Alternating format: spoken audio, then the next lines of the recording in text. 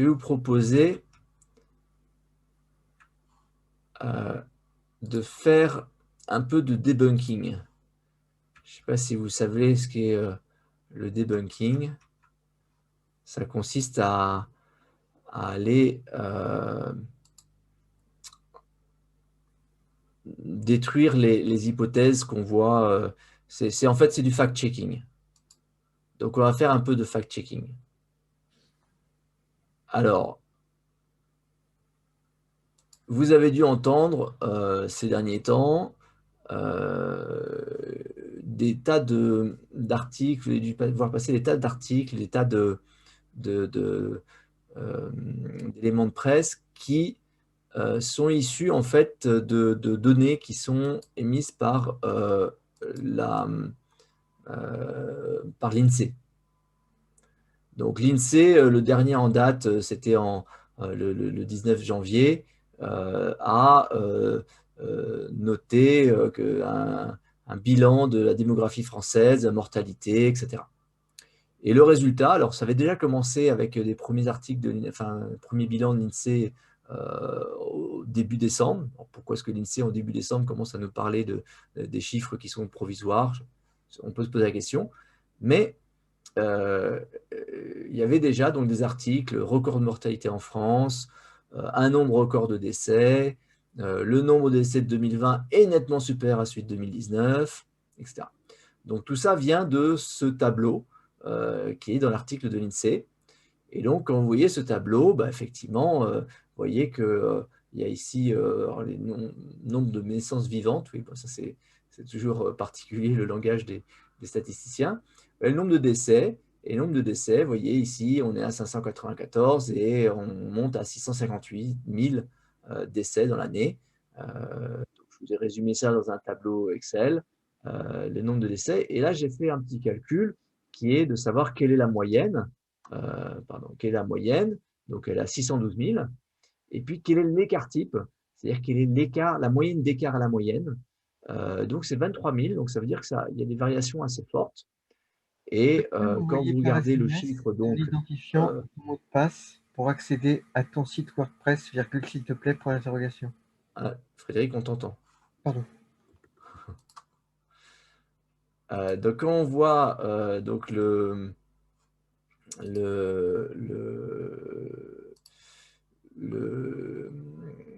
chiffre, le nombre de décès de cette année, et qu'on compare avec la moyenne, on voit un écart.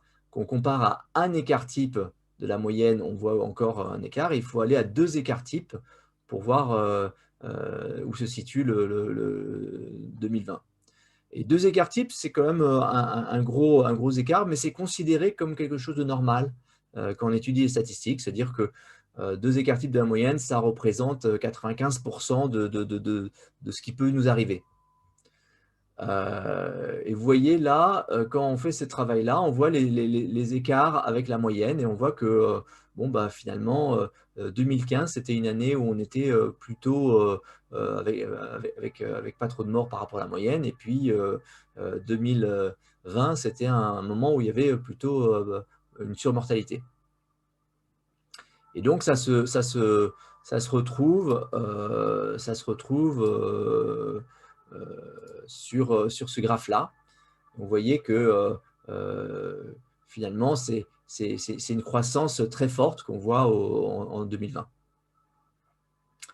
Alors, ce qui permet de sortir de ce narratif, c'est qu'il y a dans ce même article de l'INSEE une petite phrase comme ça, toute douce, qui dit avec l'arrivée des baby boom à des fortes natalités, je vous rappelle que les premières années du baby boom ont fêté leurs 40 ans, on fête leurs 80 ans cette année, et du coup, le nombre de décès augmente. Et c'était 0,7% en moyenne entre 2004 et 2014, mais depuis, on est à 1,9% de croissance de la mortalité de manière tendancielle. Alors, ils disent, mais bien sûr, 2020, c'est sans commune mesure. Oui, mais là, je ne suis pas d'accord. Là, je ne suis pas d'accord. Là, c'est quelque chose qui n'est pas acceptable. Pourquoi? Parce que si vous faites un petit travail qui veut dire, prenons 2015 comme l'année de base. Et ce qu'on va faire, c'est qu'on va dire, oui, mais du coup, 2016 eh ben, il faut enlever les 1,9% de croissance. Et 2017, il faut enlever 2 fois les 1,9% de croissance, puis 3 fois, 4 fois, 5 fois. Et comment on fait ça? Eh ben, on fait ça en disant, là, on va enlever 1,99, 1,9, là, on va enlever 1,9 au carré, et puis là, au cube, et puis autant à la puissance n, finalement. Et vous voyez que le résultat est complètement différent. Vous voyez que là, on est avec 2015, et là, on est avec 2020. La différence est très, très peu significative. Et l'écart type, qui était de 23 000, il passe à 11 000. Et la moyenne, qui était de 612 000, elle passe à 584 000.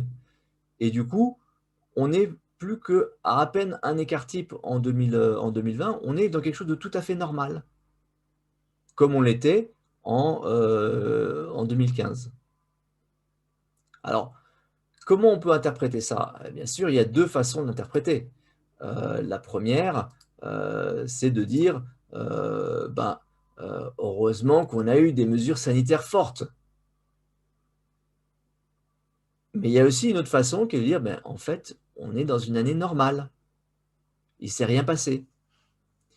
Et là, je vous donne mon opinion personnelle, mais si vous voulez répondre à est-ce que les mesures sanitaires fortes ont eu un effet, vous regardez ce petit graphique. Ça, c'est un graphique qui met le nombre de morts par million d'habitants et qui met l'indice de sévérité de la politique sanitaire dans les pays concernés. 54 pays, et vous voyez les pays qui sont placés en fonction de à quel point ils ont mis en place une politique contraignante. Alors, vous voyez, par exemple, le Pérou, c'était très contraignant, hein, personne ne sort de chez lui, l'armée est dans la rue, etc.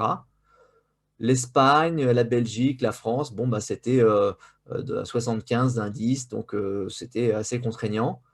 Et puis après, vous avez la Suède ici, comme chacun sait, la Suède, ça a été très light, mais c'était quand même à 40. Il y a eu la Biélorussie qui a fait beaucoup moins. Et ça, cette ligne que vous voyez là, c'est la droite de régression de tous ces points. Donc, c'est l'analyse statistique qui dit, en fait, je ne vois pas ce que je m'attends à voir, c'est-à-dire une droite qui est plutôt en ce sens-là, qui dit, on a d'autant plus de morts qu'on a des mesures faibles. Et puis, quand on arrive avec avec des mesures très très fortes, et du coup, on devrait être… Et on voit pas, une droite comme ça. La droite qu'on voit, elle est complètement horizontale. Donc, ce que dit ce graphique, c'est quand on regarde 54 pays, ça c'était sur la première période, hein, la première épidémie. Quand on regarde 54 pays, on ne voit rien qui permette de dire que c'était une bonne idée de faire des mesures sanitaires strictes. Alors pourquoi est-ce que tout ça est important et pourquoi est-ce que je vous en parle? Excuse-moi, j'ai du mal à comprendre le Parce graphique que… précédent. Excuse-moi, Jean-Christophe, j'ai du Pardon? mal à comprendre le graphique précédent. Alors, excuse-moi, je vais y revenir. Je vais te poser 2 petites questions, si tu me permets. Vas-y. Si je comprends bien ton explication, le Brésil a pris des mesures plus strictes que les États-Unis, qui eux-mêmes ont pris des mesures plus strictes que la France. Oui. Ouais. Oui, tout à fait. C'est une évaluation qui a été faite par Oxford. Donc, ils ont Sachant qu'il n'y a pas eu du tout de confinement au Brésil et que… Alors, si, il y a eu confinement selon les États. En fait, Sao Paulo, par exemple, c'était confiné. il y en a eu dans 2 villes, dans les 2 principales villes. Voilà. Et le reste de la population ne l'en a pas eu. D'où En fait, donc, dans les lieux les plus… Enfin, voilà, ça n'a pas été mis en place au niveau fédéral, ça a été mis en place au niveau des États. Tout comme les États-Unis, en fait. Ok. Donc, ils ont fait une évaluation des politiques, alors, État par État, etc. Mais, si tu veux… savoir s'ils sont un peu à droite ou un peu à gauche, tu vois, manifestement, on n'a pas l'air d'avoir un vrai impact. C'est aussi la question de laisser rentrer les gens ou pas. Enfin, voilà, ils ont fait cet indice sur une base de l'ensemble des éléments de politique de santé publique. Je ne suis pas allé regarder pièce par pièce, Mais ce qui est intéressant, c'est qu'on est quand même très très loin de quelque chose qui montrerait une tendance. Alors que tu as d'autres éléments dans cette même étude qui sont beaucoup plus explicatifs de pourquoi est-ce que certains pays sont tout en haut et certains pays sont tout en bas en termes de morts par million. Notamment des facteurs d'obésité. Enfin voilà, il y a des éléments qui sont beaucoup plus, qui expliquent beaucoup mieux la différence entre les pays que cet élément de réponse du gouvernement. Alors donc c'est très important d'en parler parce que en fait c'est notre représentation du monde qui influe sur notre décision. Et donc là vous voyez la représentation du monde qu'on avait à l'époque de Socrate, et ça c'est la représentation du monde qu'on peut avoir aujourd'hui. Ben, évidemment, on ne va pas du tout prendre les mêmes décisions. Donc, c'est essentiel d'avoir une information, d'avoir un savoir qui soit le plus pur possible. Et donc, je vous rappelle que la déesse qui régnait sur l'Athènes de Socrate était Athéna, et Athéna est la déesse de la sagesse. Donc, voilà ce que je vous recommande de cultiver, une forme de sagesse donc, qui s'appuie sur le savoir.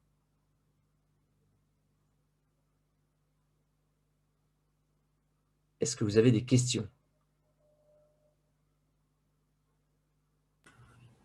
Non, c'était plutôt très clair. Ouf. Est-ce que des réactions, ça peut être... Et des réactions alors? Un commentaire d'avenir? Peut-être qu'il faut un peu de temps pour que les gens processent un peu toute cette information, parce que c'était assez riche. Écoutez... J'ai une question, Jean-Christophe. Oui. Tu m'entends bien? C'était la question de lier le vieillissement à la mortalité, c'est super intéressant. Est-ce que c'est aussi simple qu'un calcul basé sur tu vois, les aspects financiers? Est-ce que c'est vraiment 1,9% à chaque année? C'est une tendance, alors évidemment, c'est une tendance moyenne, si tu veux, mais c'est le fait que la classe, le nombre de personnes de plus de 65 ans augmente assez considérablement chaque année, et avec elle, leur probabilité de mourir. Ouais, tout à fait. Non, c'était juste, est-ce que c'est toujours le même multiple d'année en année? C'était juste la question. Alors donc, tu regardes le texte de l'INSEE, ils disent que c'est une moyenne d'1,9% par an depuis 2014. Ah oui, d'accord, ok, ça marche. Ce que je présuppose, c'est qu'en fait, c'est plutôt un chiffre en croissance, puisque en fait, c'est exponentiel. En fait, tu vois, chaque année, il y a encore un peu plus de personnes de plus de 65 ans. Et donc, je pense que c'est une forme d'accélération. On était à 0,4 entre 2004 et 2014. On est à 9 maintenant. En fait, ce que je soupçonne, c'est qu'on était à 0,1 en 2004 et puis on finissait à 0,8 en 2014, et puis en 2015, on était peut-être... je pense que j'imagine que la croissance est plutôt une croissance constante de ce chiffre, et que le 1,9 est une moyenne. Ok, super. Merci. Une question, Jean-Christophe. Patrice. Je ne sais pas si vous m'entendez. Oui, je t'entends, Patrice. Merci pour ces éléments, c'est agréable, ça oblige à réfléchir. Ce qui est compliqué en ce moment, c'est que les debunkings se font dans les deux sens. Il y a ceux qui tirent d'un côté, ceux qui tirent de l'autre. Oui. Moi, je n'ai pas la capacité à discerner. Ce dont j'ai l'impression aussi, c'est que on tente de faire de l'analyse a posteriori, alors que malheureusement, sauf à prendre deux pays proches, quand je dis proches, même condition sociodémographiques, température, machin, truc bidule. La seule façon de savoir quelle mesure marche, c'est dans un pays, tu fermes tout, dans l'autre, tu fermes rien, et personne ne prendra le risque. Premier truc. Deuxième chose, nos dirigeants, comme dans une entreprise d'ailleurs, comme nous au quotidien, face à un truc qui est vraiment complexe, qui est en train de partir en vrille, ou qui pourrait partir en vrille, la suractivité nous rassure. On préfère faire un truc que rien faire. Troisième chose, quand tout le monde autour de nous fait quelque chose, c'est compliqué de prendre une autre décision. Oui. Et quatrième point, ce qui est absolument emmerdant, enquiquinant, pardon, c'est que les conditions d'hier peuvent ressembler aux conditions d'aujourd'hui, mais potentiellement elles peuvent être différentes, et on n'en a aucun, il n'y a rien pour nous dire que ça a changé. Donc, face à tous ces debunkings, face au fait que je pense que tout le monde est perdu, peut-être qu'il y a une mauvaise gestion, mais probablement en même temps que la mauvaise gestion, les gens qui gèrent sont perdus. Quel exercice faudrait-il faire? C'est absurde comme question, mais je la pose quand même. Quelle boussole il faut trouver quand, au fond, les chiffres, selon que tu prennes une analyse sur 6 mois, 3 ans, 1 an, etc., tout bouge. En fait, quelle est la boussole de décision aujourd'hui qui est possible compte tenu de la complexité du sujet? Alors écoute, c'est une excellente question. C'est une excellente question. Je pense que tu as raison sur l'ensemble des points, c'est-à-dire la confusion qui est introduite par l'information et qui est normale parce qu'on est dans une situation terriblement complexe. Tu as raison aussi sur l'aspect contagieux qu'il y a des décisions, puisque quand un pays raisonnable et sérieux commence à prendre une décision, ça devient déraisonnable de ne pas prendre la même. Je vous réfère là-dessus aux tensions absolument incroyables qui ont lieu en Suède actuellement. C'est-à-dire que le roi de Suède a pris la parole pour dire que les choses s'étaient pas bien passées et quelque part prendre parti en faveur de plus de contrôle, de plus de mesures sanitaires plus fortes. Donc, en fait, on voit la Suède comme des gens qui ont décidé de ne pas confiner, mais en fait, le pays est agité par un débat démocratique très intense, avec des pros et des contre qui sont qui parlent.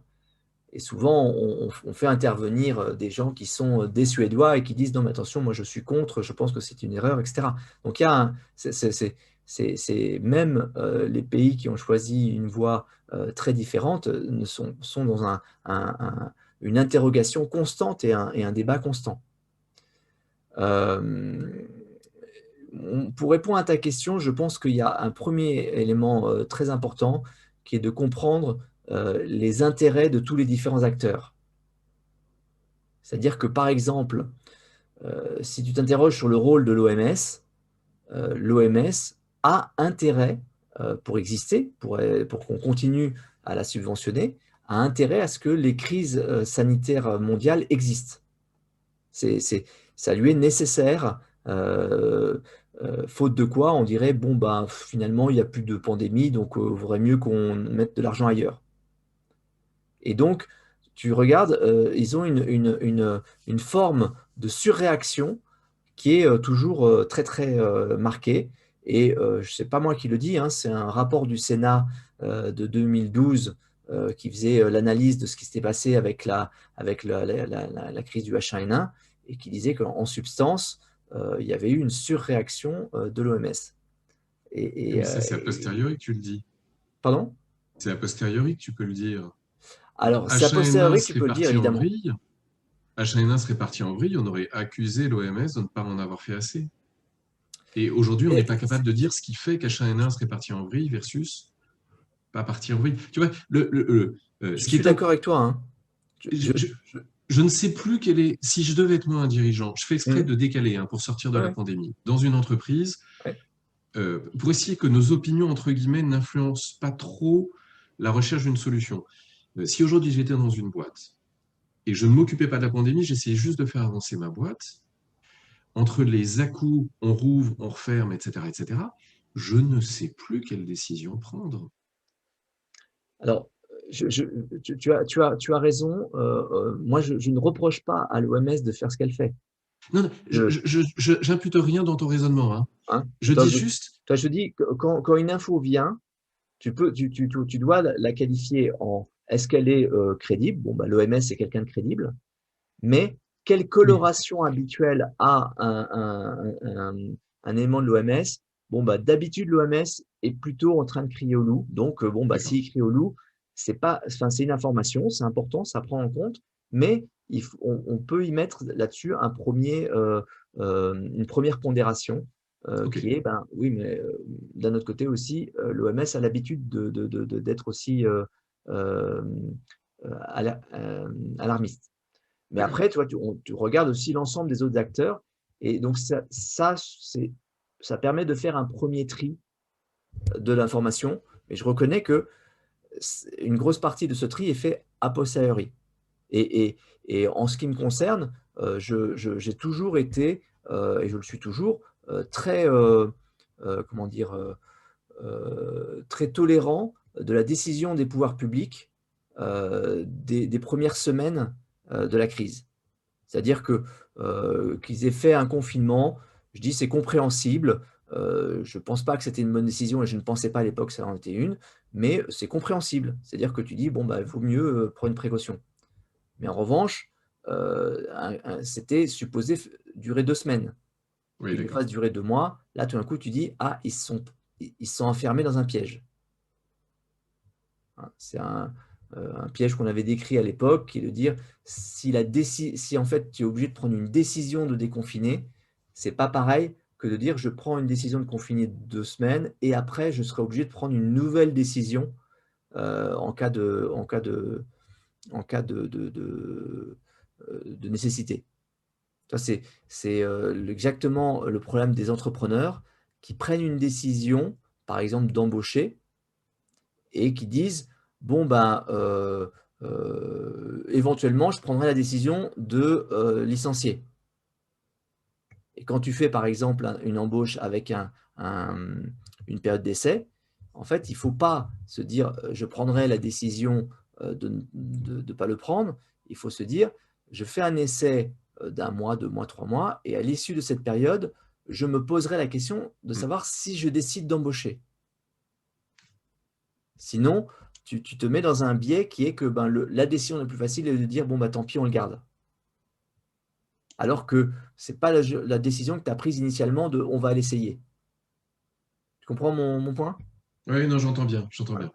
Donc ça, c'est une première technique pour faire face à l'incertitude, c'est de s'assurer que on va tester quelque chose, mais après, on va prendre une décision suite à ce test et non pas devoir prendre une décision d'arrêter le test.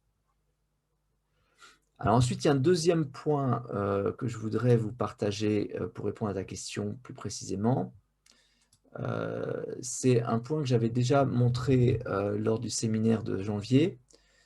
Voilà les chiffres qu'on avait d'après le Financial Times en 26 avril.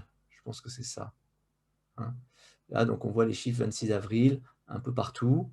Et donc, vous voyez que c'est des chiffres qui sont inquiétants. 34% de surmortalité, il n'y a pas de doute, c'est inquiétant. On n'est pas non plus dans ce qui était prévu par certains, qui était que la mortalité elle est multipliée par 10, mais en tout cas, c'est un chiffre qui est anormal et insupportable. Et du coup, quand on est à cette période-là, c'est-à-dire, là, le tableau a été publié quelque part en juin, on est en droit de se dire, bon, là, on a subi un gros choc. Sauf que quand on regarde le même tableau en septembre, le chiffre de la France est passé de 34 à 15%.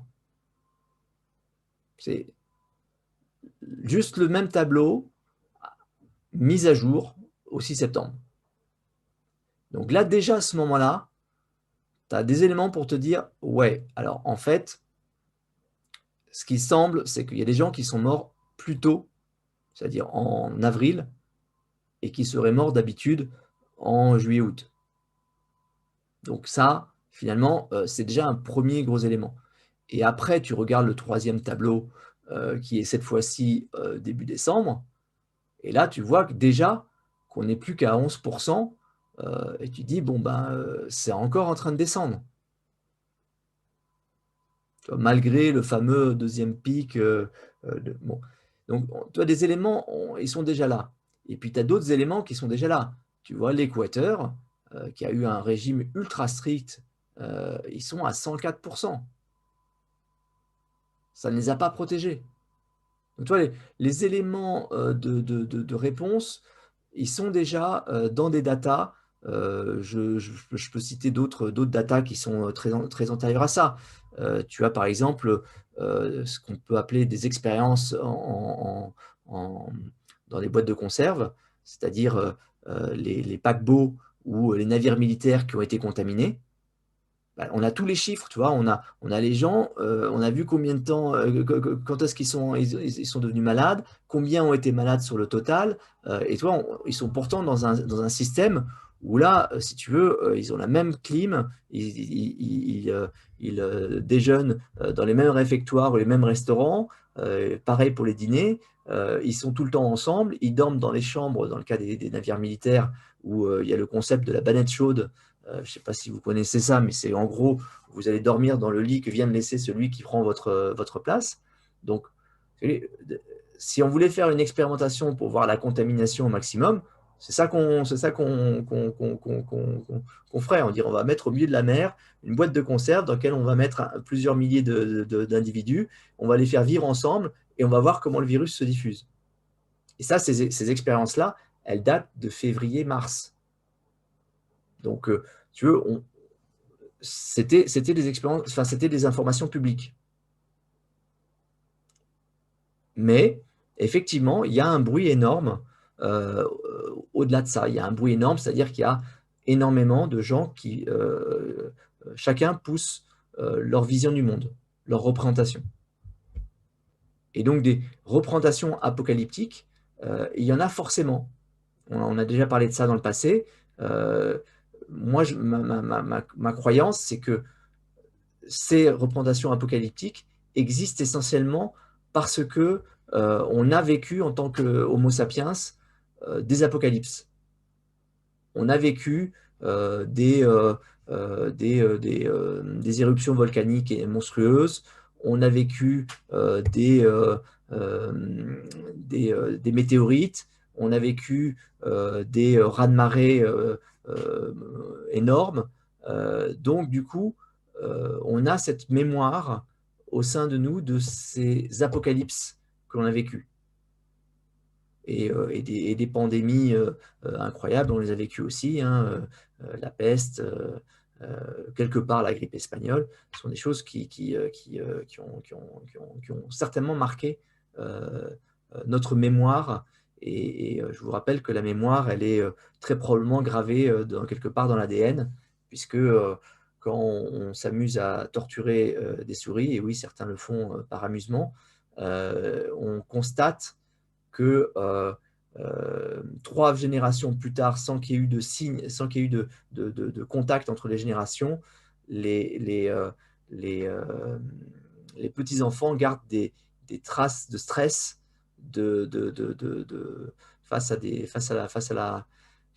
aux situations comparables. Donc, je comprends très bien qu'un grand nombre de nos compatriotes soient sensibles à la peur du cataclysme. Et je pense qu'il faut rester sensible à cette peur du cataclysme, car ça peut arriver, mais qu'il faut, à côté de ça, être très, très vigilant pour ne pas partir sur des fausses alertes, parce que les fausses alertes, ça nous rend de moins en moins sensibles aux vraies alertes. Et quand vous regardez, je vous recommande la lecture du rapport du Sénat sur la situation du H1N1, mais vous apercevez qu'il y a exactement tout ce qui s'est passé avec la crise du Covid. Des médicaments mauvais qu'on pousse à fond et sans aucune justification scientifique, donc le Tamiflu en 2009, le Remdesivir en 2020. Des campagnes de vaccination à tout va. Il y a eu des dépenses pour un vaccin du H1N1 qui avait été considérable à l'époque.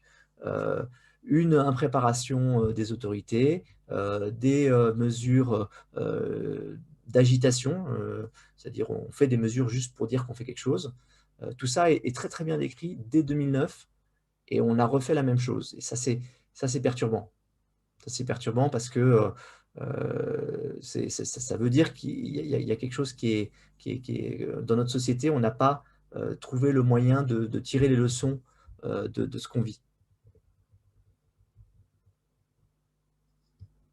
Est-ce que ça répond à ta question, Patrice? Oui et non, mais en l'occurrence, tu ne peux pas avoir de réponse définitive à ce genre de truc. On est, Et tu as raison sur le fait que la plupart de ce qu'on peut voir, c'est a posteriori. et c'est horrible parce que et c'est le propre de l'action d'incertitude, donc en même temps, je ne devrais pas être surpris. Oui, non, mais voilà, on vit dans un monde incertain. Mais on se débrouille bien. Hein. Merci pour ces éléments, du coup. Bien, bah écoutez, on a bien dérivé. Je pense que Patrick et Tristan vont définitivement plus me laisser seul dans une de ces chroniques de peur de voir le résultat. Et que donc, du coup, dès la semaine prochaine, vous retrouverez tous les associés de Melsion à ces chroniques Melsion pour l'entrepreneur.